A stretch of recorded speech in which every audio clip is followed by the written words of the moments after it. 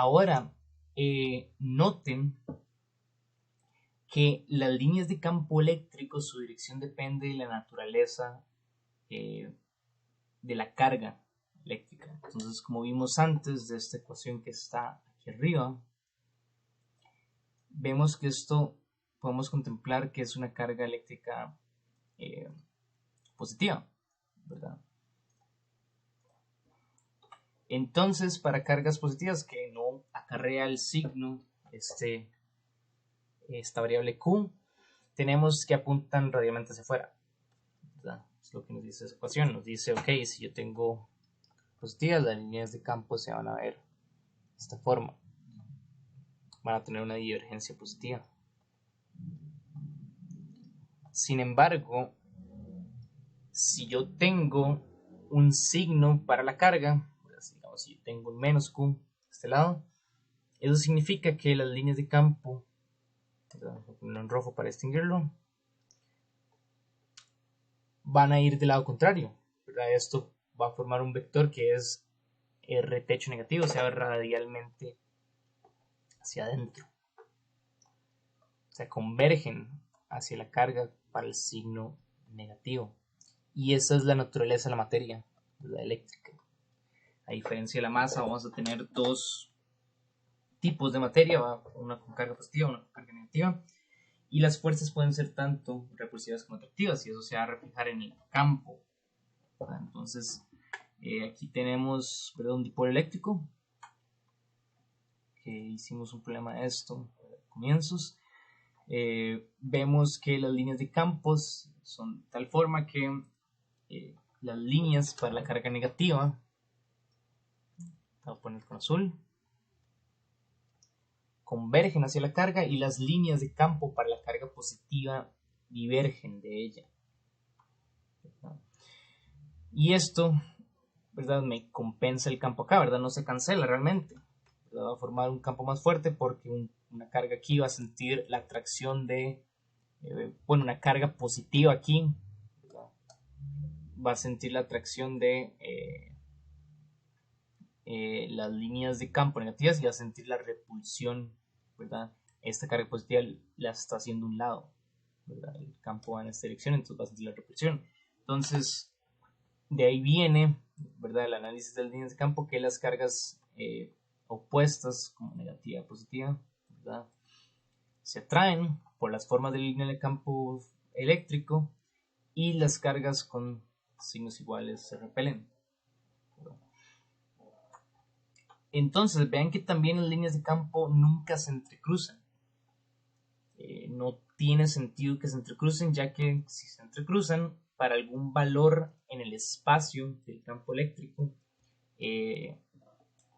¿verdad?, para ese punto en donde se entrecruzan, digamos que yo tengo un campo, las líneas de este campo se entrecruzan con este, entonces yo para este punto en el espacio tengo un vector que me va en esta dirección y otro vector que me va en esta dirección. Hay dos valores al mismo punto, lo cual no tiene sentido. Uno no puede nunca entrecruzar las líneas de campo eléctrico.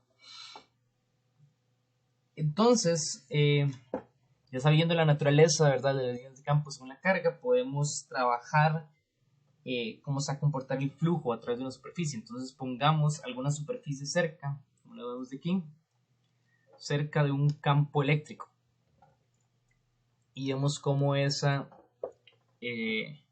cómo va a ser el flujo de ese campo vectorial E, o sea, el campo eléctrico a través de esa superficie que estamos denotando con un vector normal de A.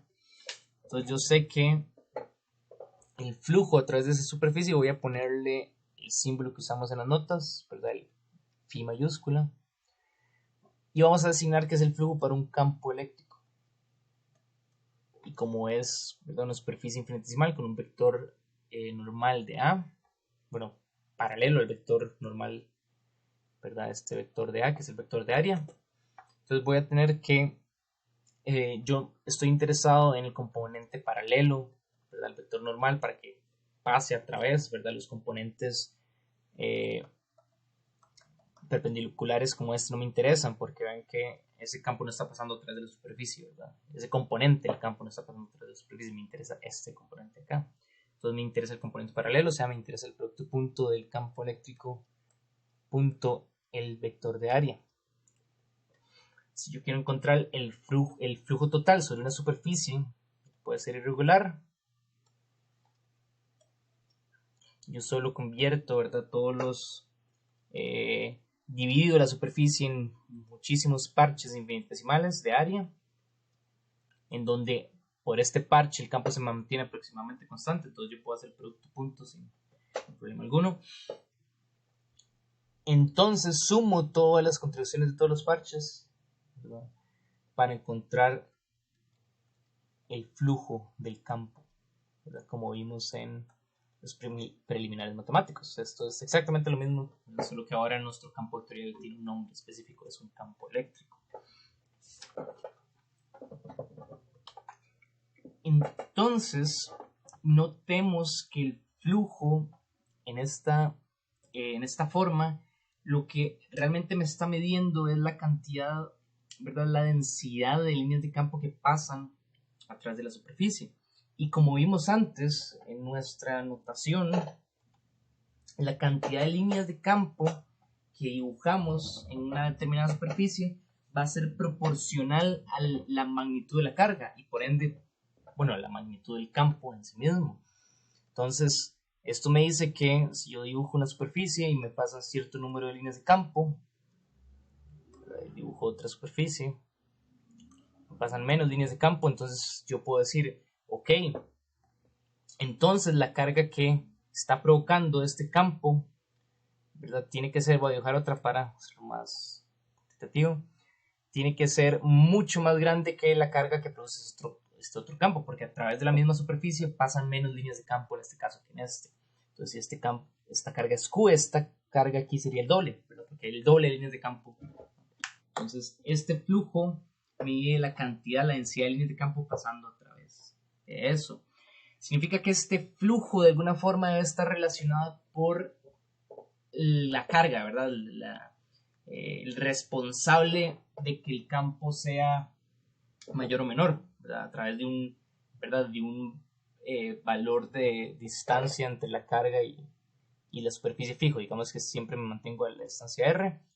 Entonces, si estoy midiendo el flujo a través, ¿verdad?, a una distancia R, estoy poniendo la superficie, eso significa que lo que tiene que variarme en el campo es la carga, ¿verdad?, porque estamos haciendo la misma superficie en el mismo vector de separación, o sea, lo que está cambiando es la carga.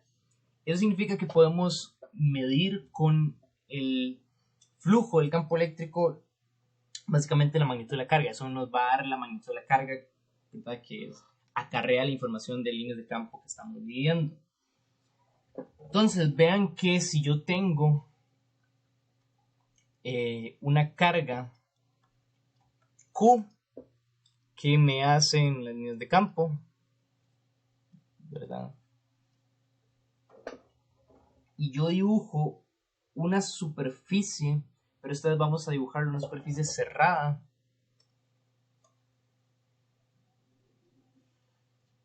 ¿verdad? Entonces las líneas de campo entran por este lado y salen por este otro, ¿verdad? Entonces el flujo va a ser cero, ¿verdad? Lo mismo que entra es lo mismo que sale, entonces no hay un flujo neto a través de la superficie. Sin embargo, si yo pongo una carga y alrededor pongo una superficie y las líneas de campo que emite esta carga me van a proveer de una medida directa, ¿verdad?, de las líneas de la fuerza de la carga, o sea, la magnitud del campo eléctrico que está haciendo la carga, o sea, la medida de la carga que esté ahí dentro. Entonces yo digo que hay, ¿verdad?, hay 8 líneas de campo por unidad de área. Eso significa que, ¿verdad?, hay una carga con cierto valor para que me produzca esta densidad de líneas de campo que me produce, ¿verdad?, este valor de la magnitud del campo eléctrico. Entonces tratemos de hacer todo este análisis un poco más cuantitativo. Escojamos una superficie sencilla, ¿verdad? Vamos a escoger entonces una esfera. Disculpen. Un cascarón esférico. esto es un cascarón esférico de radio R minúscula. Voy a escribirlo acá. Entonces vamos a medir el efecto. ¿Verdad? Que me hace una carga puntual con carga Q aquí centrada, ¿verdad? En el adentro de la superficie de este cascarón esférico. Entonces lo que me di cuenta con esto, ¿verdad? Es que esto va a emitir líneas de campo eléctrico, la carga Q. Voy a dibujarlas en amarillo. Quiero ver cuántas líneas de campo eléctrico pasan a través de la superficie, o sea, necesito el flujo de este campo eléctrico. Entonces, yo sé que el flujo a través de esta superficie va a ser la integral de punto de A. En este caso, usando la notación, ¿verdad?, que hemos usado antes, esta integral es cerrada, ¿verdad? Es una superficie, un cascarón esférico. Es una superficie cerrada. Entonces, yo sé quién es el campo eléctrico producido por una carga puntual.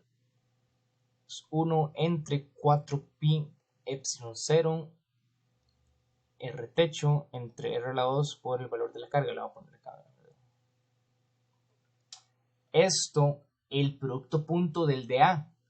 Si estamos trabajando con cascarón esférico, entonces lo mejor sería usar coordenadas esféricas. Si ya vimos, ¿verdad?, que tenemos que poner el jacobiano para coordenadas esféricas para hacer el diferencial de área, el diferencial de superficie, que sería R a la 2 seno de teta, donde teta es el ángulo polar de phi de teta en el sentido de R.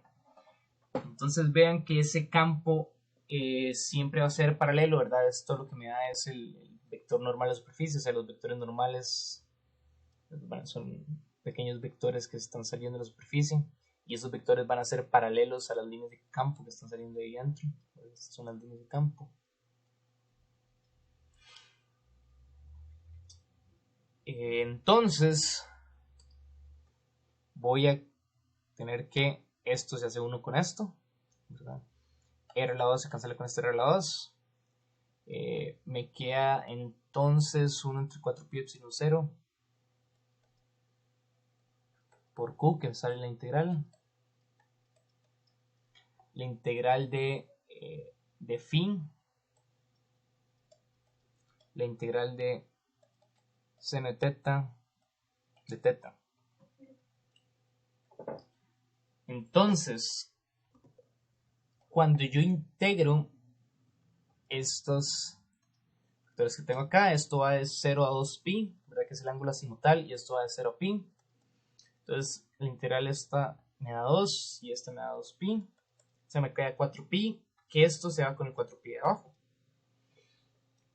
Entonces, noten, ¿verdad?, que el flujo a través de su superficie cerrada del campo eléctrico, voy a ponerle aquí, ¿verdad?, es igual a la carga entre la constante epsilon 0. Esto es a través de una superficie cerrada, ¿verdad? Noten que este resultado lo hice para una superficie esférica, sin embargo es un resultado general. Vean lo que está pasando. Yo estoy dibujando una superficie esférica que crece como R al cuadrado, ¿verdad? Eso significa, conforme yo aumento el radio, el área va aumentando y va aumentando. Sin embargo, aunque yo haga esto, si yo sigo teniendo una carga ahí adentro, recuerden que el campo de la carga decrece como R al cuadrado, ¿verdad?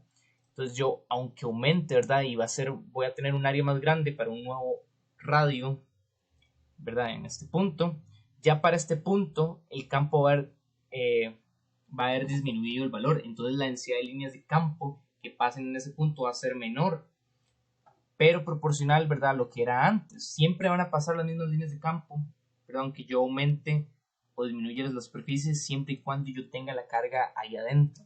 Entonces el flujo a través de esta superficie cerrada me va a estar dando siempre el valor de la carga Q aquí adentro, aquí encerrada. Entonces vean que yo estoy determinando por medio, ¿verdad?, encontrando el flujo del campo, quién es la carga que está encerrada. y no me importa la superficie que yo haga, siempre que la superficie esté encerrando la carga me da el mismo valor, porque la superficie crece de la misma forma como el campo crece, entonces siempre voy a medir, ¿verdad? La misma tasa de líneas de campo pasando a través de la superficie. Entonces, vean, voy a generalizar un poco el resultado. ¿Qué pasa si yo acá tengo más cargas metidas en la superficie? Tengo un n número de cargas, ¿verdad?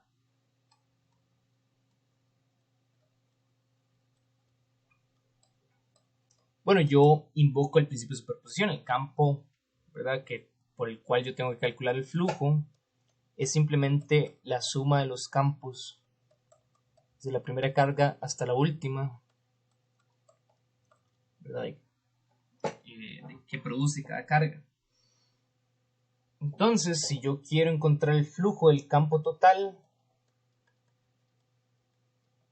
ese campo total va a ser una suma y esta integral no me depende de esa suma, entonces puedo sacarla. Integral I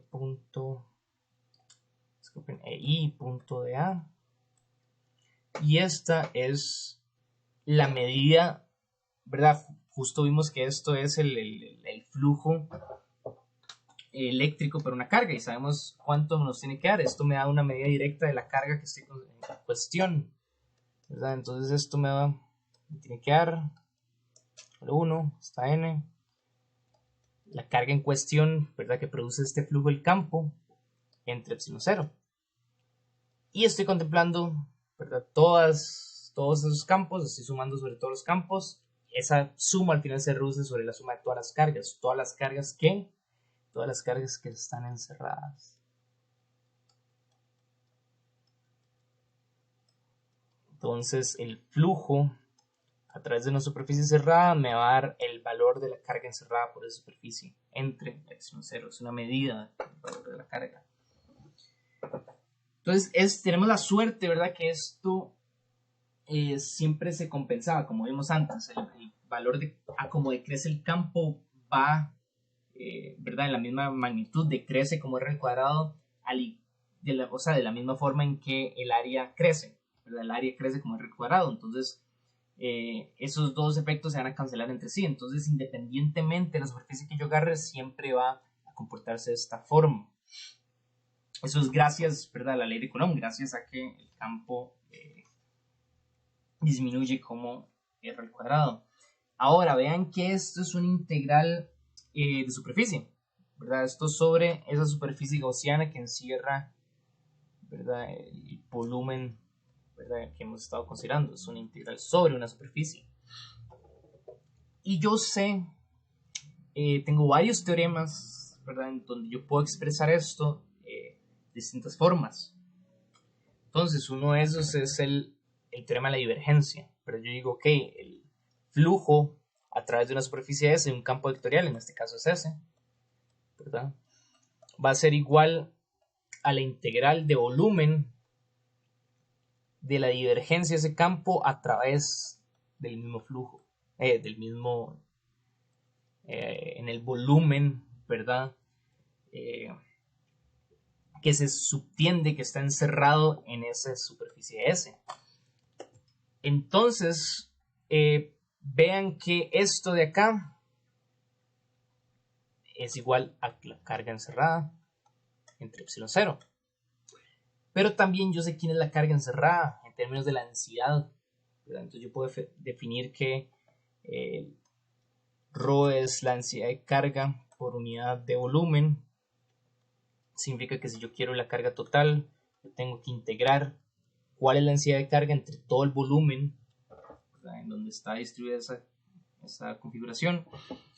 Entonces, de forma más general, yo puedo decir, ok, la carga encerrada, ¿verdad? Es la densidad de carga en ese volumen, ¿verdad? Integrada, sumada sobre todo el volumen que estoy considerando. Y todo ese volumen es el volumen que encierra la superficie, ¿verdad? O sea, es el mismo volumen de esta integral sobre el cual estoy calculando la divergencia del campo. o sea, la integral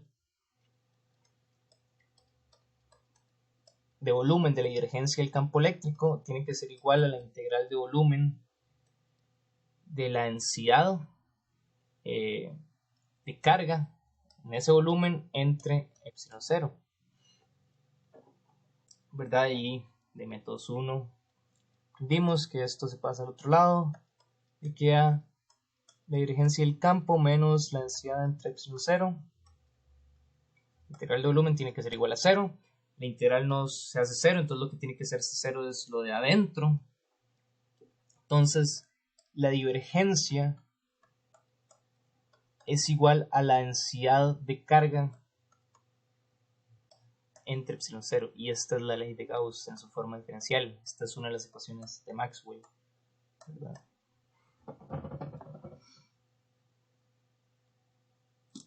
Entonces vean que lo que me dice esta ecuación es sí, pues, ¿verdad? Es exactamente lo mismo. Si yo tengo una carga puntual o cualquier distribución de cargas encerrada en una superficie, yo puedo calcular la divergencia del campo de esa carga. Entonces yo sé que, ¿verdad? Eso me va a dar un valor de qué tanto divergen las líneas de campo de esa carga, y qué tanta densidad de líneas de campo hay alrededor me va a dar el valor de la carga implícitamente, o mejor dicho, el valor de la densidad, cómo está distribuido, ¿verdad? Entonces, dependiendo de la configuración de cargas, ¿verdad? Yo voy a tener una divergencia distinta, voy a tener una forma y una distribución de líneas de campo distinta. Entonces, midiendo esa divergencia me da a dar la información sobre cómo es la distribución de la carga. O sea, me va a dar la información de cómo es la densidad de carga. Y esta es, ¿verdad? Es el principio de la ley de Gauss. Es justo lo que... vean que no estamos hablando de nada nuevo, ¿verdad? La ley de Gauss es... solo es un comportamiento del campo eléctrico que ya conocíamos, ¿verdad? De Coulomb. Lo que estamos aprovechando ahora es diciendo que podemos calcular otras cosas con este campo eléctrico que nos permiten una medida directa, ¿verdad? De cosas que teníamos que hacer siendo integrales horribles. Ahora, esta ley de Gauss va a ser muy útil cuando tengamos simetría, ¿verdad? Entonces, ahora, más adelante, en la siguiente sección, vamos a estar hablando un poco de la divergencia, ¿verdad? Del campo E. Y después vamos a ver cómo podemos usar esta ley de Gauss para encontrar campos eléctricos, ¿verdad? Que tienen cierta simetría. Así que muchas gracias y pueden continuar.